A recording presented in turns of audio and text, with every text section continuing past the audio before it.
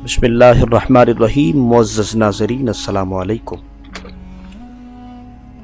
हुज़ूर नबी करीम सल्लल्लाहु अलैहि वसल्लम आपका फरमाने अली शान, जब रमज़ान मुबारक का मुक़द्दस महीना आता है तो आसमान के दरवाजे खोल दिए जाते हैं और जहन्नम के दरवाजे बंद कर दिए जाते हैं और शैतानों को जकड़ दिया जाता है।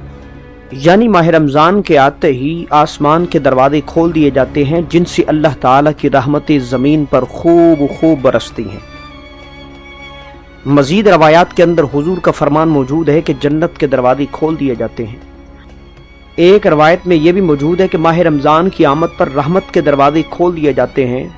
गोया रमज़ान मुबारक ऐसी बारान रहमत की तरह है, ऐसी बारिश की तरह है जो प्यासे के पास आकर उसे सैराब करती है।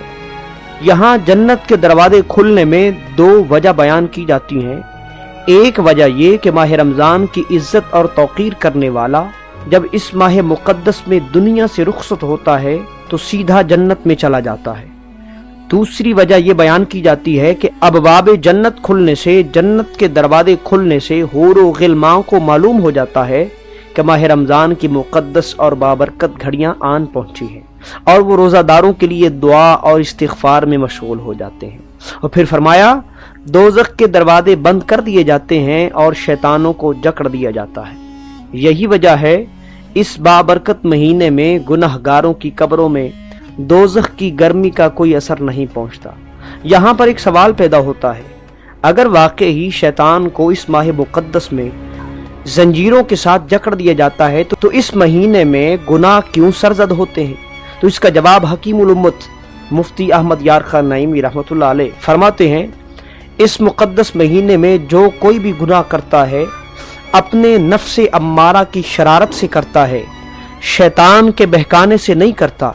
क्योंकि शैतान के कैद हो जाने की एक अकली दलील ये भी नज़र आती है, हम चारों तरफ देखते हैं माह मुक़द्दस की आमद पर मसाजिद नमाजियों से भर जाती हैं, तिलावत कलाम मजीद में इजाफा हो जाता है, लोगों को गम और गुस्सा कम आता है, लड़ाई झगड़ा कम होता है, सियाकारियों में और कबाहतों में काफ़ी हद तक कमी आ जाती है। वीडियो अच्छी लगे तो दोस्तों के साथ ज़रूर शेयर कीजिएगा। मिलते हैं नई वीडियो के साथ, तब तक के लिए अल्लाह निगहबान।